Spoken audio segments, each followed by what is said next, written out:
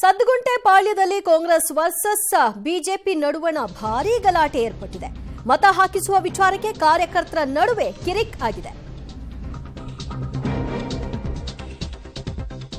ಪೊಲೀಸರ ವಿರುದ್ಧವೇ ಕಾಂಗ್ರೆಸ್ ಕಾರ್ಯಕರ್ತರು ತಿರುಗಿ ಬಿದ್ದಿರುವಂತಹ ಘಟನೆ. ಡಿಸಿಪಿ ಅಬ್ದುಲ್ ರೆಹಮತ್ ವಿರುದ್ಧ ಆಕ್ರೋಶವನ್ನ ಈ ಸಂದರ್ಭದಲ್ಲಿ ಹೊರಹಾಕಿದ್ದಾರೆ. ನಮ್ಮ ಕಾರ್ಯಕರ್ತನ ಮೇಲೆ ಹಲ್ಲೆಯಾದರೂ ಪೊಲೀಸರು ಸುಮ್ಮನಿದ್ದಾರೆ ಅನ್ನೋದು ಅವರ ಆಕ್ರೋಶಕ್ಕೆ ಕಾರಣವಾಗ್ತಾ ಇದೆ. ಇದು ಸದ್ಗುಂಟೆ ಪಾಳ್ಯದಲ್ಲಿ ಆಗಿರ್ತಕ್ಕಂತಹ ಗಲಾಟೆ. ಮತ ಹಾಕಿಸುವ ವಿಚಾರದಲ್ಲಿ ಕಾರ್ಯಕರ್ತರ ನಡುವೆ ಕಿರಿಕ್ ಆಗಿರುವಂತದ್ದು. ಕೈ ಮಿಲಾಯಿಸುವ ಹಂತಕ್ಕೂ ಕೂಡ ಹೋಯ್ತು. ಪ್ರತಿಭಟನೆಯನ್ನು ಕೂಡ ನಡೆಸಿದ್ರು.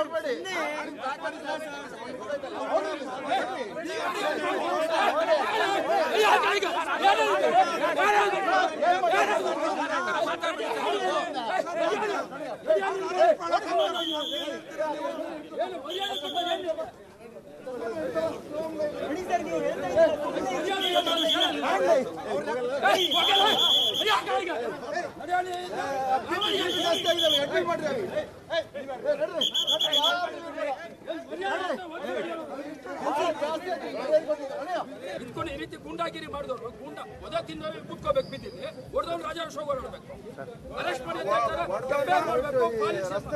ಮಾಡಿ